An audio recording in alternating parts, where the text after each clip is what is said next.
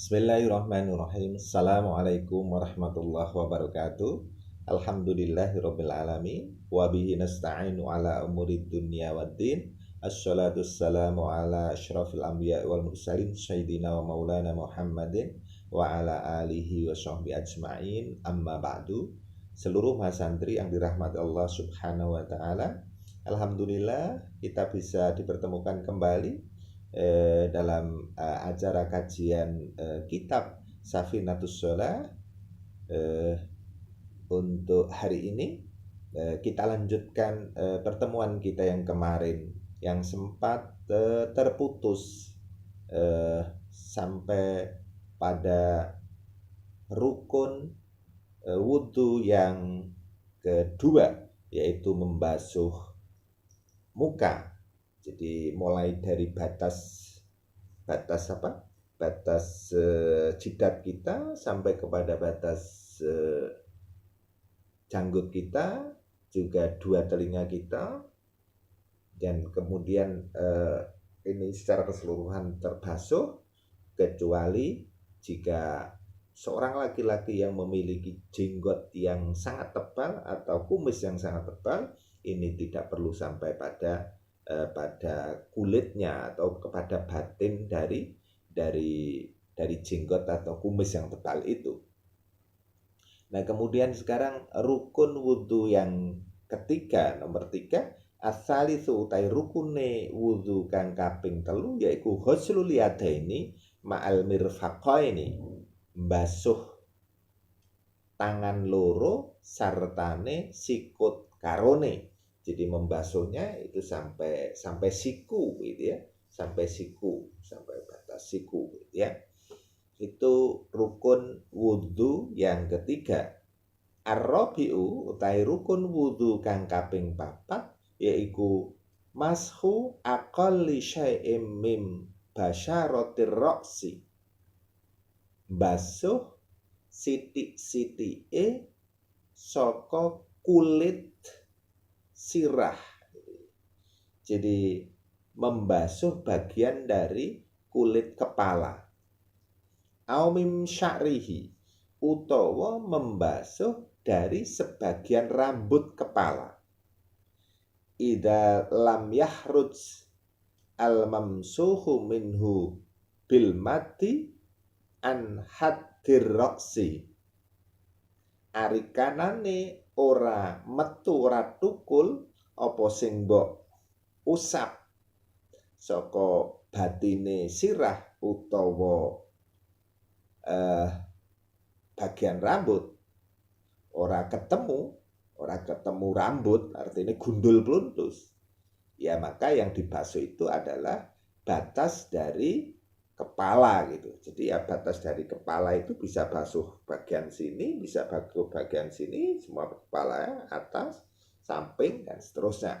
Pokoknya adalah bagian dari kepala kita itu yang dibasuh. Itu nomor 4. Nomor 4. Kemudian yang nomor berikutnya adalah nomor 5. Al-khamisu utai rukune wudhu kang kaping 5, yaiku ghuslur rijlaini, membasuh sikil loro. Jadi membasuh dua kaki, ma'al ka'baini, sartane loro polok lorone. Jadi kaki sampai polok, jadi mata kaki sampai pada mata kaki. Itu adalah rukun yang ke-5. As-sadisu utai rukun kang kaping 6, yaiku tartibuhu kama dzakarnahu. Rukune wudhu kang kaping 6 yaiku tertib, urutane rukune wudhu tadi itu. Mulai dari niat dan membasuh membasuh wajah, kemudian membasuh membasuh tangan, kemudian mengusap kepala atau rambut kepala, dan kemudian yang ke-5 adalah membasuh dua kaki sampai mata kaki gitu ya. Nah, ini secara berurutan, jadi tidak boleh diubah urutannya itu, tidak boleh dirubah. Maksudnya yang pertama membasuh kaki, baru kemudian membasuh wajah, membasuh tangan, nah ini tidak boleh. Jadi harus berurutan. Itu adalah rukun wudhu yang keenam.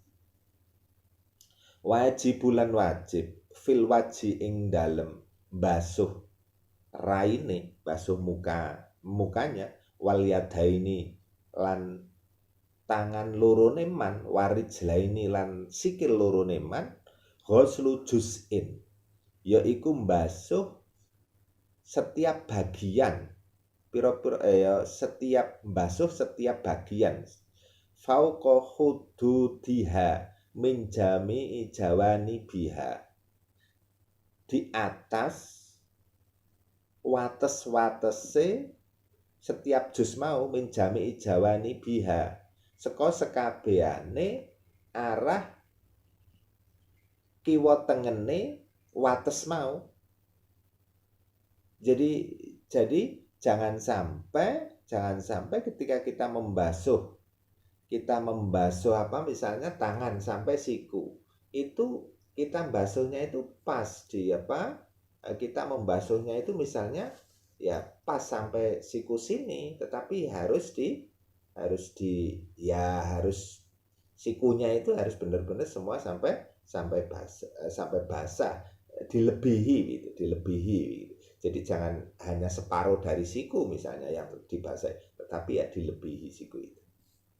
Itu jadi ghuslu juz'in fawqa hududiha min jami'i jawani biha wa ayajriya al-ma'u bi tabaihi ala jami ajzaiha, lan uga ngilekake mengalirkan air itu bi tabaihi kelawan tabiate banyu, ya artinya benar-benar air itu sampai mengalir begitu, tidak sekedar membasahi tetapi sampai mengalir ketika membasuh. Jadi itu bedanya membasuh dengan mengusap. Jadi kalau wajah itu membasuh, maka airnya itu harus benar-benar mengalir di kulit wajah kita. Berbeda dengan ketika mengusap kepala. Kalau mengusap kepala itu cukup basah gitu, dibasahi begitu, tidak sampai mengalir, Wa yubtilahu lan batalake ing wudu. Jadi setelah kita melaksanakan wudu itu iso ndadekke wudu kuwi batal. Wa yubtilahu lan batalake ing wudu apa kuluma sekabehane perkara kharaja kang metu apa ma minal kubuli seka kubul itu dalan ngarep. Jadi kalau laki-laki ya dari penisnya, kalau perempuan ya dari vaginanya, kemaluan perempuan. Wadubur lan uga apa saja yang keluar dari dubur, dari saka silit gitu ya, dari dubur, dari lubang yang belakang gitu ya. Ainan padha uga sing metu mau ainan ana wujute gitu, Kalau dalan ngarep ya misalnya kencing ya, air kencing gitu. Warihan utawa mung gondo, jadi kentut misalnya ya. Warihan. Walam suhuma lan uga ndadekake batale wudu iku lam suhuma, ngepok karone barang loro mau. Jadi dua lubang tadi itu, baik lubang yang depan atau lubang belakang ya.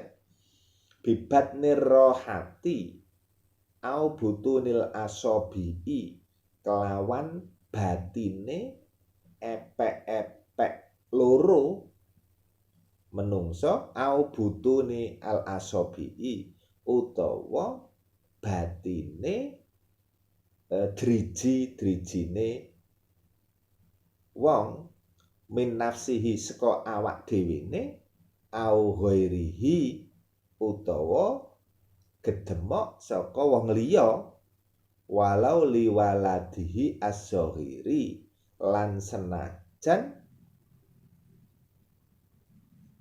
maring ngepok maring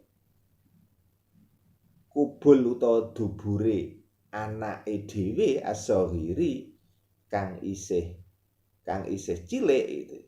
Jadi kita punya wudhu misalnya kemudian nyeboki anak kecil gitu ya, atau anaknya sendiri, anak kecil atau anaknya sendiri kita ceboki itu dengan epek-epek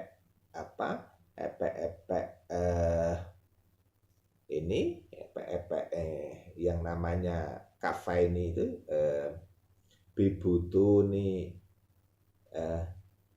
walam suhuma bibat nirroha ini kelawan batine iki. Kelawan batine epek-epek itu ya, atau batine asobi. Jadi namanya batin rohah dan batin asobi itu begini.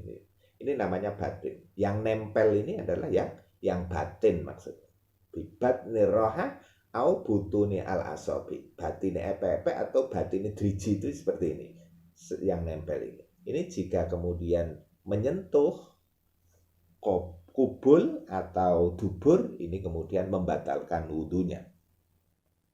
Senajan kubulnya itu kubul milik anak kecil itu ya, anak kecil. Watalaki basyarotai dakarin wa ungsa balagho haddasyahwah.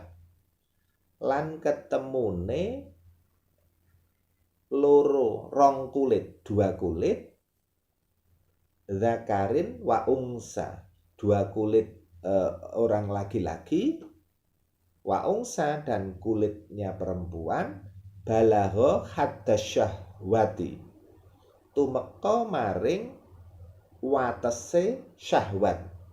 Jadi dua laki-laki yang kemudian sudah memiliki syahwat ya, kecintaan di antara keduanya, membangkitkan birahi di antara keduanya. Laisa bainahuma mahromiyatun, lan ora ana antarane karone lanang lan wadon iku mahromiyatun. Mahrom itu ya saudara atau ya yang tidak mahrom itu orang yang kemudian dilarang menikahinya. Jadi ada hubungan kerabat atau hubungan keluarga. Jadi misalnya dengan kakak adik begitu ya, dengan kakak adik atau ayah dengan anaknya, itu mahram namanya. Tidak boleh dinikahi. Nah, maka kalau itu tidak membatalkan. Tetapi sepanjang kepada orang lain, ini membatalkan wudu. Binasabin krono sebab nasab, jadi kakak beradik tadi itu mahramnya itu aurodhoin utawa sepersusuan gitu. Jadi sepersusuan. Jadi anak yang sepersusuan itu menjadi mahram. Biarpun itu anak siapapun. Maka sekarang itu kalau ada jasa sepersusuan, ada jasa persusuan misalnya, itu maka kemudian harus diperhatikan betul. Si anak yang sepersusuan itu tidak boleh dinikahkan kalau sudah besar misalnya ya. Au musaharotin utawa duwe hubungan musaharah bila hailin musaharah hubungan perkawinan gitu ya. Jadi misalnya menantu dengan orang tuanya gitu ya. Jadi dengan orang tuanya.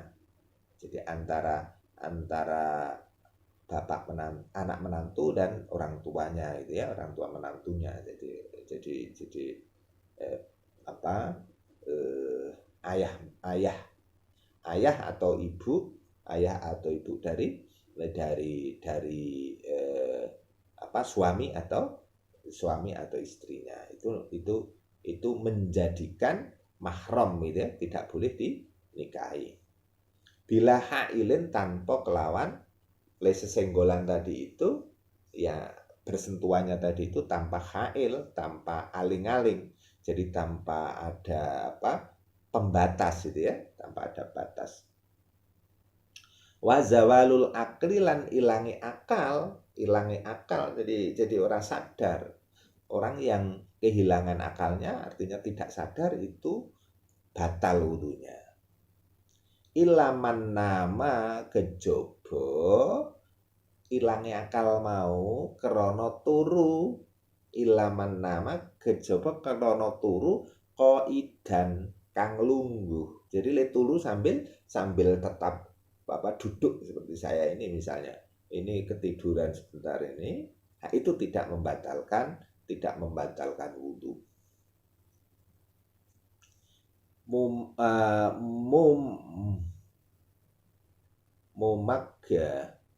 Mumakkinan.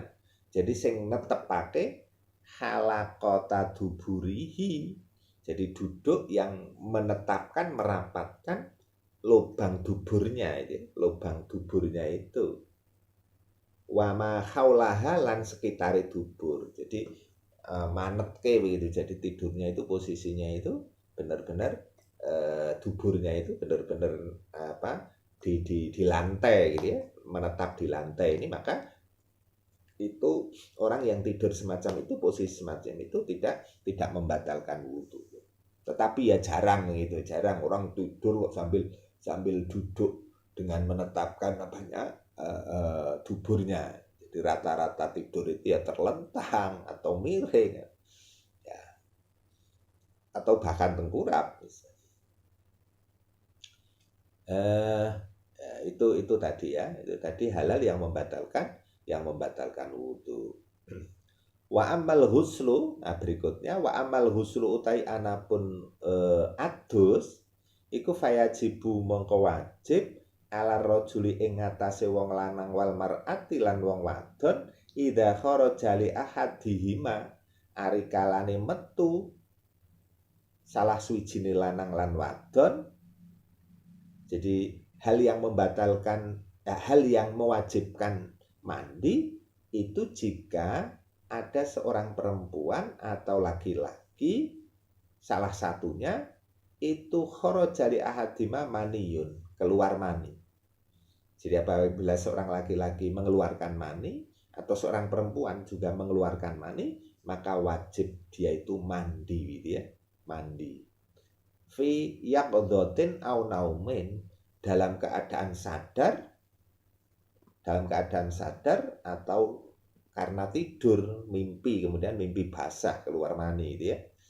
Walau qatratan, senajan keluarnya mani itu hanya ceretan itu, sedikit itu ya. Wa idza wulijat al hasyafatu fi duburin au qubulin wa illam yahruj maniyun wala waqa'a intisyarun. Walau qatratan wa idza wulijat al hasyafatu fi duburin au qubulin wa illam yakhruj maniyun wala waqa'a intisyarun. Lan uga ketemune hasyafah. Ya, ketemune apa itu? Kemaluan fiduburin, jadi nyenggol maring dubur au kubulin utawa dalan ngarep, lubang belakang atau lubang depan. Wa ilam yakhruj maniyun, lan senajan orang ngetokake mani. Jadi asal wis nyenggol, jadi kemaluan laki-laki bisa bila kemudian menyentuh dubur seorang perempuan atau bagian duburnya atau bagian lubang depannya, wa ilam yakhruj mani, senajan tidak mengeluarkan mani dan tidak sampai dimasukkan misalnya, itu asal sudah ketemu itu menyebabkan wajib mandi gitu ya. Itu bagi laki-laki dia. Wajibu alal mar'ati lan wajib ing ngatasi wong wadon ida ing qata'a khaiduha, arikalane wis mampet, wis putus apa haidnya. Jadi sudah berhenti haidnya, sudah berhenti keluar darah haidnya, itu juga wajib mandi. Au nifasuha, utawa mampet nifasnya, setelah melahirkan kemudian mengalami nifas selama 30 hari misalnya. Nah ini kemudian atau 40 hari. Nah ini kemudian setelah mampet dari nifas itu maka wajib mandi. Awaladat walau alakotan, utawa krana mana, karena melahirkan itu. Jadi setelah melahirkan itu wajib mandi gitu ya bagi perempuan. Wa furudul husri isnani, utai pira-pira fardune adus, rukun dari adus mandi itu ada 2, ana loro. Al awwalu utai kang kepisan yaiku niatut thaharati lis-shalah, duwe niat untuk bebersih krana arep nglakoni salat.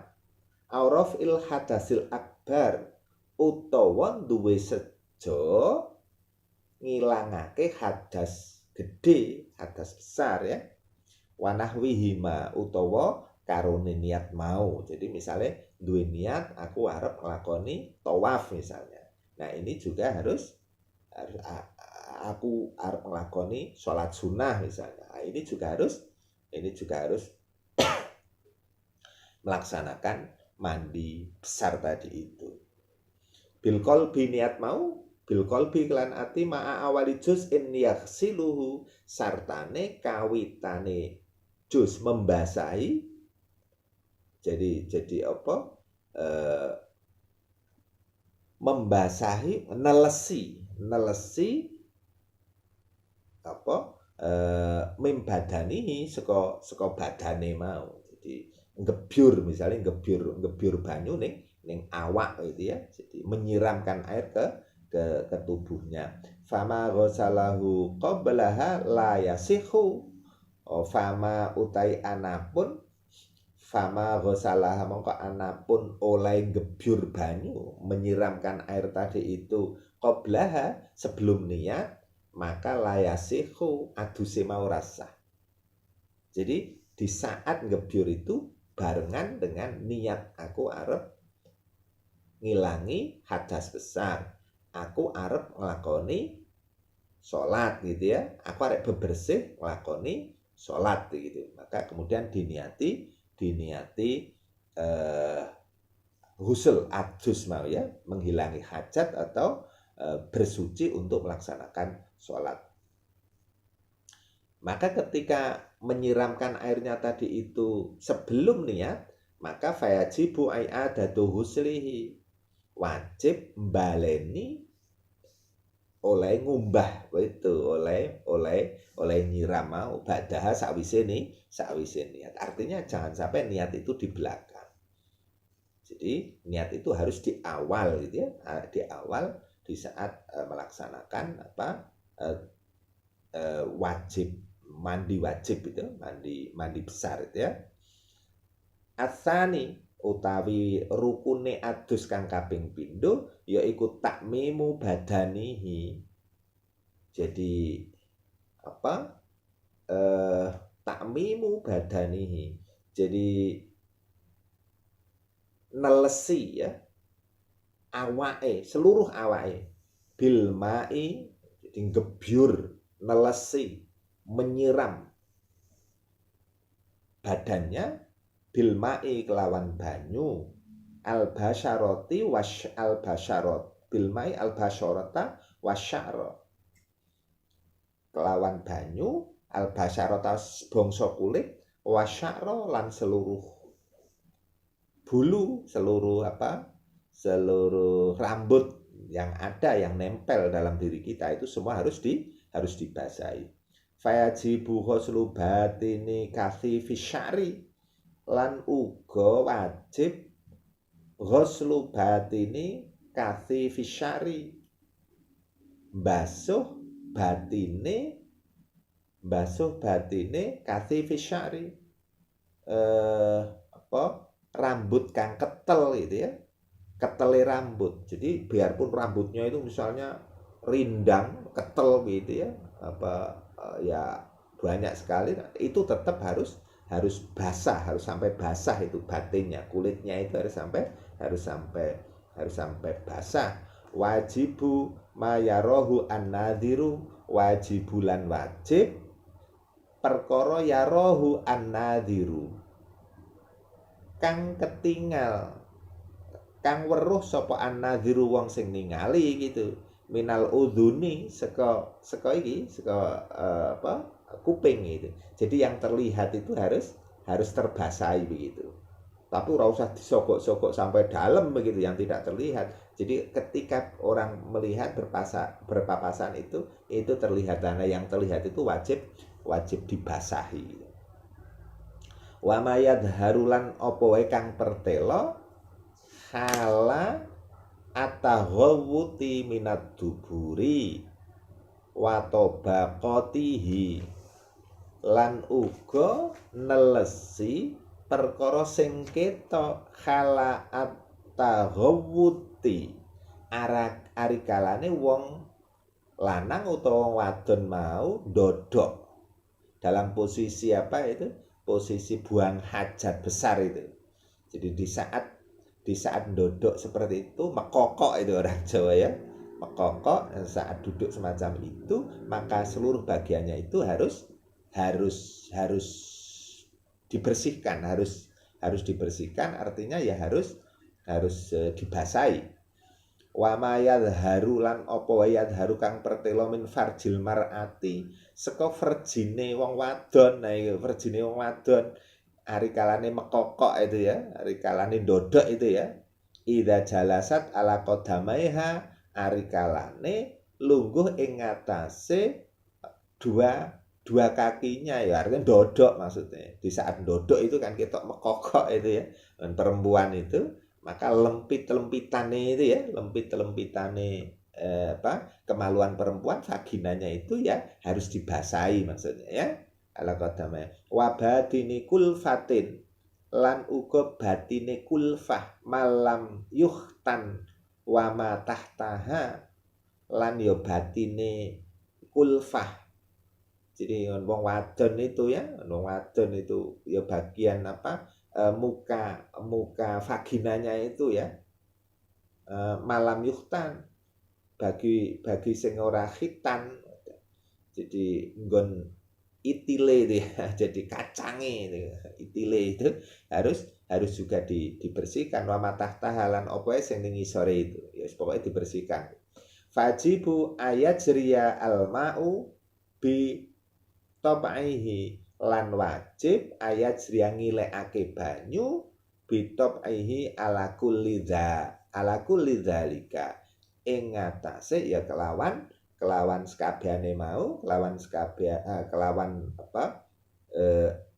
daerah-daerah situ itu semua harus dibersihkan dengan air, diileni kelawan banyu. Seluruh mas santri yang dirahmati Allah Subhanahu wa taala, jadi inilah syarat sahnya sholat yang kedua. Jadi yang pertama membersihkan najis, dan yang kedua ini adalah melaksanakan wudhu atau mandi gitu. Itu syarat yang kedua. Jadi kalau hadas kecil maka harus berwudhu, kalau hadas besar maka harus mandi besar gitu ya, mandi besar. Demikian pertemuan kita, dan insya Allah pertemuan yang akan datang kita membahas tentang syarat dari sholat yang ketiga gitu ya. Ini kita baru sampai syarat yang kedua. Baik, terima kasih atas perhatian dari seluruh mas santri yang dirahmati Allah Subhanahu wa taala. Tetap semangat, dan akhirul kalam, wallahul muwaffiq ila aqwamit thoriq. Assalamualaikum warahmatullahi wabarakatuh.